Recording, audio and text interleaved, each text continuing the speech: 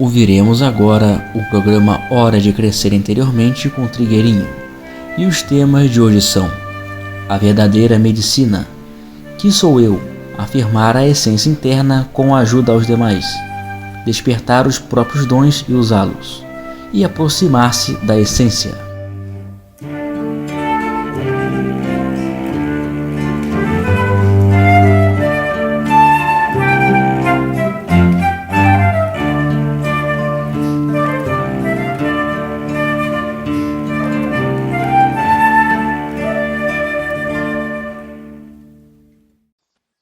Uma pessoa que está estudando medicina diz que às vezes ele ouve uma voz que lhe diz que ele já foi um doutor.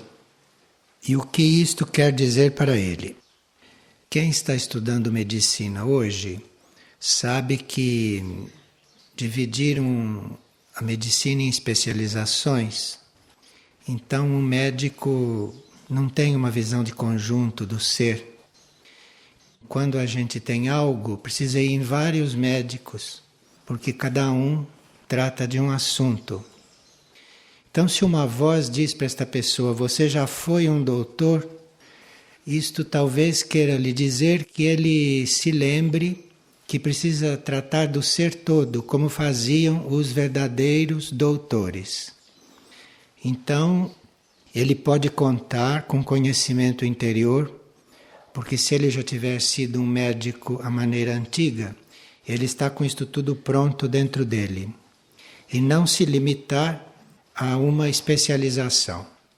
Evidentemente, a alma deste ser está querendo realmente ajudar os outros no campo da medicina e não pode se limitar a uma especialização. Uma pessoa pergunta por que hoje em dia há tantas pessoas enfermas com pressão alta, problemas de tireoide, com diabetes, etc. Nós vivemos uma época de ajustes de contas kármicas. Então, certos resíduos kármicos são concentrados nesta época. Se pode, mediante isto, compreender um dos motivos pelos quais há mais pessoas enfermas. Motivos não são só este, como se sabe, mas este é um dos motivos. Então estas coisas se concentram para que as pessoas sejam libertas destes débitos para com o corpo físico e assim as almas poderem estar mais liberadas numa próxima etapa. Se eu não sou meus corpos tridimensionais, se eu estou tentando chegar à alma, mas depois eu vejo que sou uma mônada, então o que eu sou? Nós somos um ser único. E isto que nós chamamos de personalidade, de alma, de mônada, de regente, são núcleos desse ser. O ser é um só, com vários núcleos de polarização.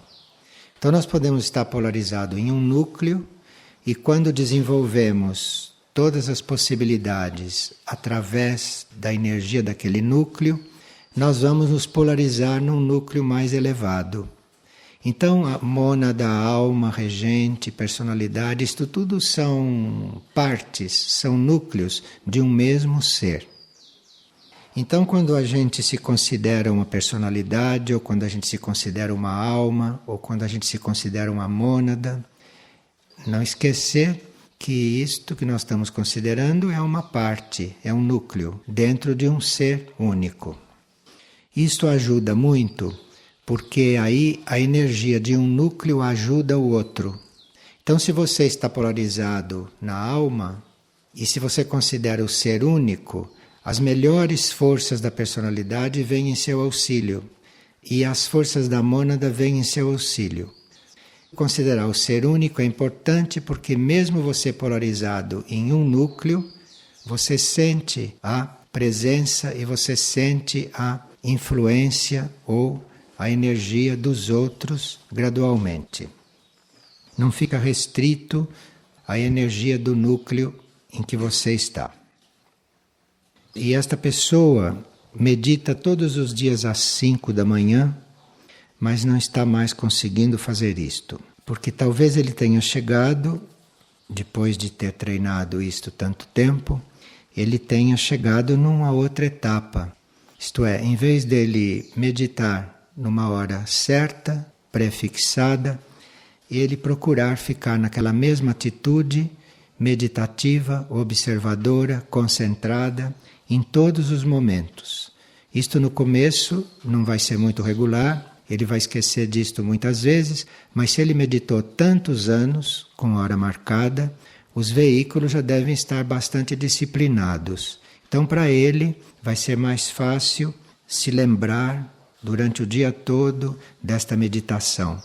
E se a gente se lembra da meditação, se a gente se lembra do estado meditativo, isto já tem uma grande influência. Isto já é muito bom.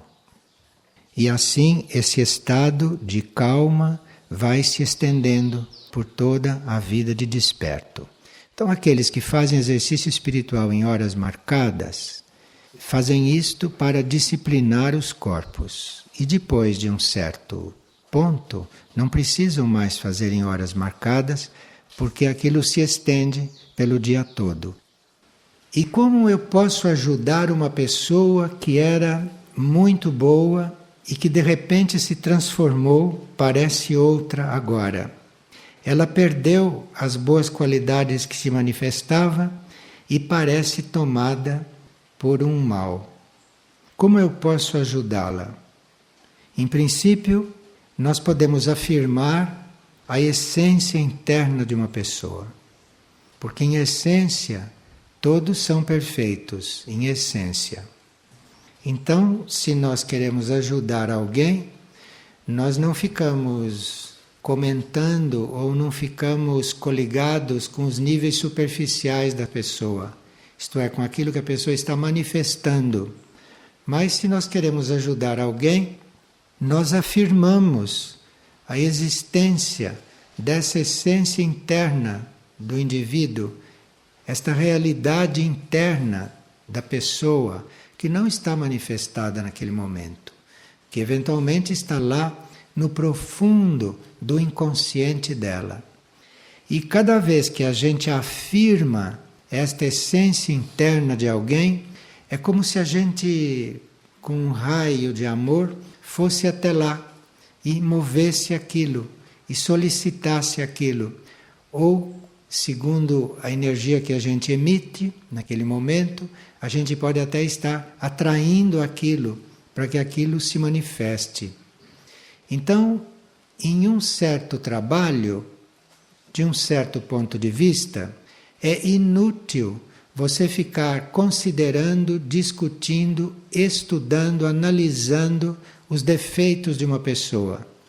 Em um certo trabalho, não se age assim. Nós agimos assim em certos tipos de trabalho. Mas existe um trabalho espiritual que não tem nada a ver com isto. O trabalho espiritual é só você afirmar o tempo todo a essência interna daquela pessoa. É você ter presente a perfeição interna daquele indivíduo. Isto é o trabalho espiritual mais efetivo. E uma pessoa pergunta por que nós recebemos alguns dons e não podemos usá-los. E quando a gente usa os próprios dons, isso é compreendido como interferência na vida dos outros. E como nós podemos despertar outros dons? E quando poderemos usá-los? E quais são os riscos de nós termos o dom da revelação e quais são os riscos que se correm com isto? Bem, dom é uma palavra um pouco forte, porque o que nós temos são capacidades. Nós temos capacidades para uma coisa, capacidade para outra, e normalmente o que nós temos é capacidade. Um dom é uma capacidade um pouco diferente. Um dom é uma possibilidade que nós temos de antecipar algo próprio da humanidade futura. Isto aqui é um dom. Não é saber fazer as coisas direito. Um dom é uma antecipação de algo que será uma capacidade no futuro da humanidade. Por exemplo, o dom da profecia, o dom da cura. A profecia e a cura não é uma capacidade normal das pessoas hoje. Mas a profecia e a cura é um dom. E aqueles que já têm este dom da profecia ou da cura estão com o exercício correto deste dom, ele vai abrindo caminho para que, numa próxima etapa, toda a humanidade tenha esta capacidade de curar e de profetizar. Então, um dom é isto, é uma antecipação de uma capacidade que poderá, no futuro, ser de todos. Agora, para nós usarmos uma capacidade, é preciso discernimento. E se temos algum dom, se já dispomos de algum dom, então isto precisa mais discernimento ainda. Porque um dom quer dizer que se está em contato com leis não usuais. Então, se um indivíduo profetiza, ele não está em contato com as leis usuais dos tempos de hoje. Ele está em contato com outras leis. Então ele tem que ter discernimento do que ele faz deste dom. Porque quem já tem o dom da profecia pode estar em contato com aqueles níveis da realidade e tem que ter o discernimento se deve manifestar as profecias. Por exemplo, ele tem que ter este discernimento. Então ele vai aprendendo a discernir. Se alguém já tem o dom da cura, ou dispõe do dom da cura, precisa discernir como é que usa isto. Então, quem tem o dom da profecia, ou está sendo preparado para o dom da profecia, e não conhece a lei do silêncio, e não tem autocontrole da palavra, este dom não vai adiante. E quem está sendo preparado para o dom da cura, ou já tem o dom da cura, se trabalha por dinheiro, se trabalha por interesse, isso está fadado a este dom se recolher. Então, isto vai passando por provas, à medida que vai se revelando. Agora, a pessoa pergunta quais os riscos de quem tem o dom da revelação. De quem tem, né? Porque isto não é comum. Os riscos são no campo da indiscrição. Isto é, se você fica com algo revelado, se algo se revela, é preciso que a discrição, o silêncio, já esteja muito trabalhado. O controle da palavra, o discernimento e também a intuição para saber como usar aquela revelação, o que fazer daquela revelação. Há revelações que são só para nós nos prepararmos para alguma coisa, ou para sabermos com que teremos que lidar, ou para cumprirmos certas tarefas. Então tem certas revelações que são individuais, que não são para ser compartilhadas com outros. E tem outras revelações que são para ser compartilhadas com alguns. E outras que são para ser compartilhadas publicamente. E aí, quem está em contato com essas leis deve ter o discernimento, a intuição de saber como usar isto. E isto tudo é uma escola, isto tudo é uma aprendizagem que vai se fazendo. E uma pessoa pergunta: é na nossa existência de desencarnado que nós estamos mais próximos da nossa essência? É isso mesmo. Porque nenhum de nós está como mônada totalmente encarnado. As mônadas, nós lá no plano cósmico, o nosso núcleo cósmico, envia um pequeno fio para encarnar aqui na Terra. Então vem um fio e aquilo é que está encarnado, que é um canal para que uma mônada possa fazer um trabalho, servir, trabalhar a matéria e assim por diante. O que está mais encarnado do que a mônada é a alma, que é um outro núcleo, que é um núcleo mais próximo a este plano material. Então a mônada não pode estar totalmente encarnada, porque esse material, esses corpos não aguentariam, não suportariam a eletricidade e a vibração da mônada. É inconcebível que esteja totalmente encarnada, porque aquilo é eletricidade cósmica e nenhum corpo suporta. Nenhum corpo mental, nem astral, nem etérico-físico, principalmente. A alma está mais encarnada do que a mônada. Se a alma é pouco evoluída, então ela está mais dentro da matéria. À medida que ela cresce em consciência e que ela evolui, ela vai estar mais no plano dela do que encarnada aqui. Embora se possa ter consciência da alma e embora esta alma possa estar trabalhando aqui muito conscientemente. Então, se nós estamos encarnados, nós temos um contato com esses nossos núcleos internos, um contato relativo, porque esses núcleos não estão totalmente aqui dentro dos corpos. Então, se nós desencarnamos, se a alma desencarna, é claro que nós estamos mais em contato com essa essência. Então, a nossa consciência vai estar mais em contato com esta essência interna do que se nós estivéssemos encarnados. Para certos observadores, a encarnação é uma espécie de embotamento da alma e da mônada.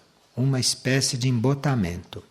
Porque a alma e a mônada ficam aqui completamente envolvidas com muitos materiais, muita matéria, que vai os levando a perderem o contato lúcido com dimensões superiores e com níveis superiores. Então, num certo sentido, uma alma encarnada é uma alma que está limitada. Mas, ao mesmo tempo, a alma, para evoluir, precisa também encarnar. Ela tem que passar alguns ciclos encarnada para ela ir aprendendo certas coisas que só na encarnação ela pode aprender, ela pode desenvolver.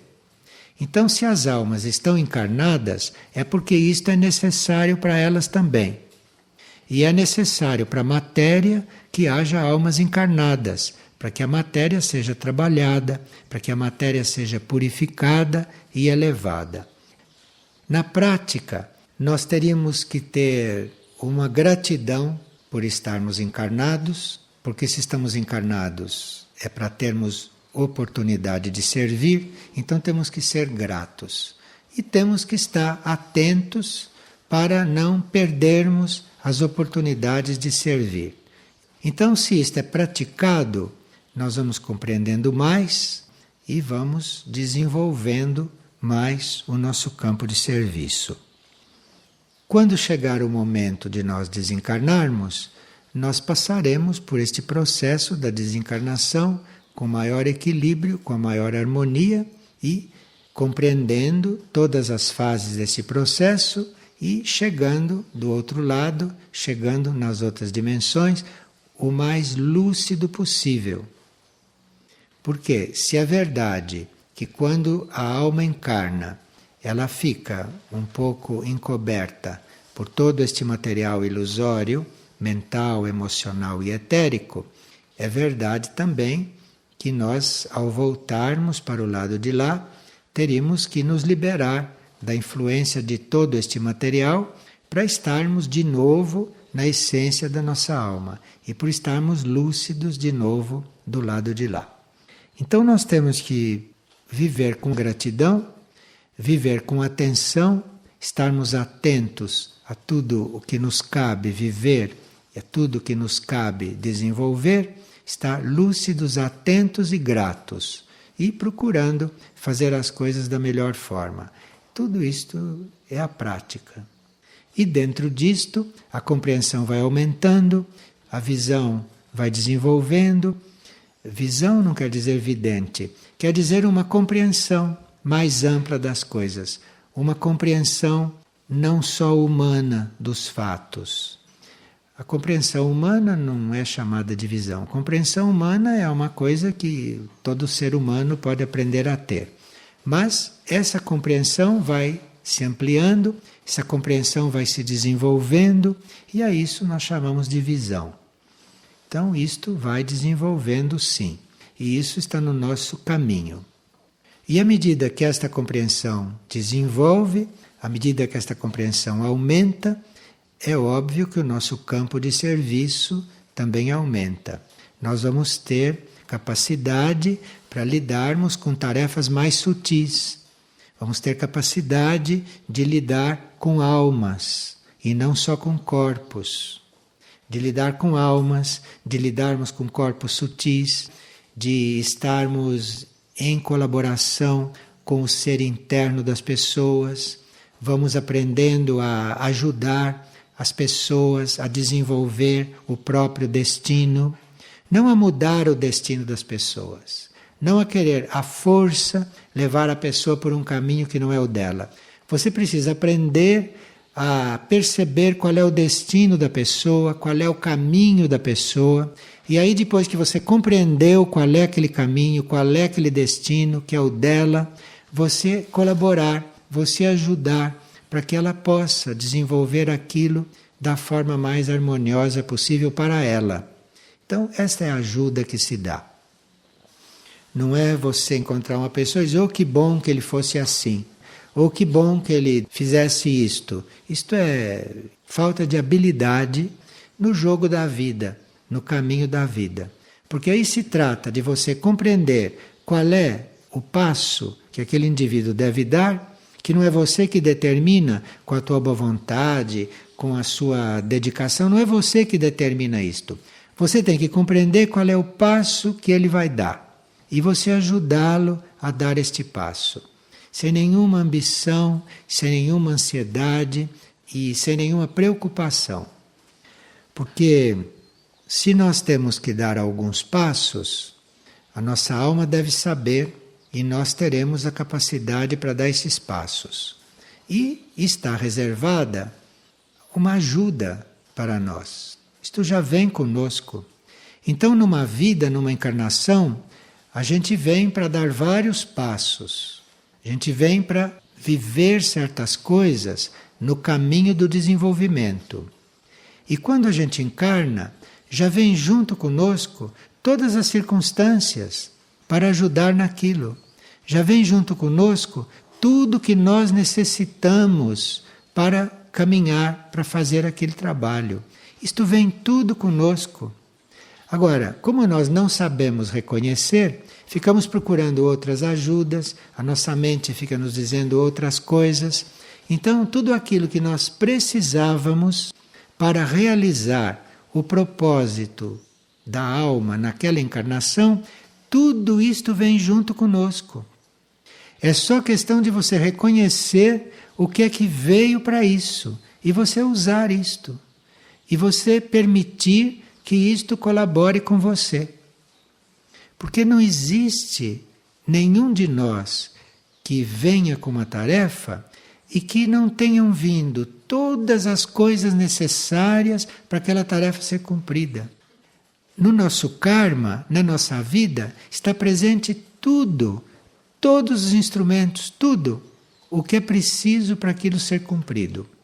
Agora, quando nós encarnamos, nós nos misturamos com várias ideias no plano mental, misturamos com vários sentimentos espúrios, entramos em contato com o mental coletivo, com o emocional coletivo, enfim, as coisas vão se misturando e nós vamos perdendo a clareza.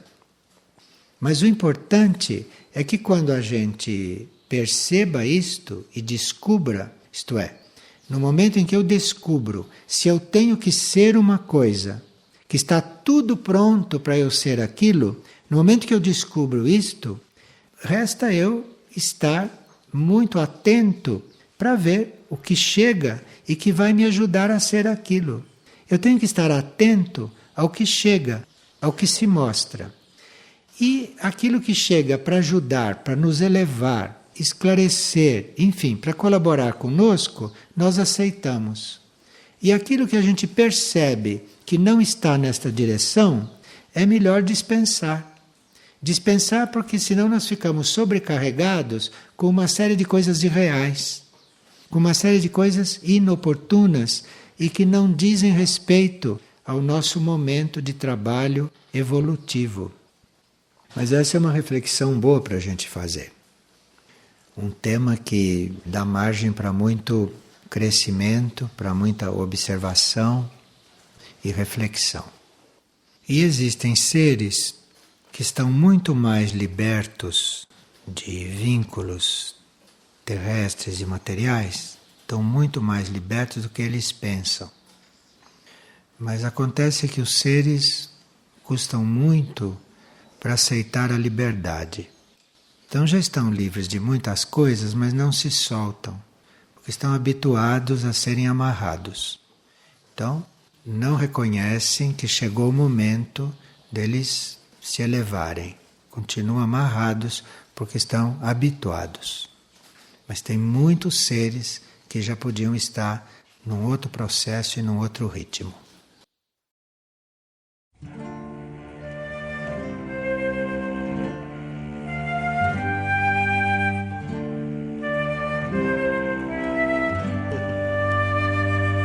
O programa Hora de Crescer Interiormente com Trigueirinho é apresentado todas as segundas e sextas, às 17h30.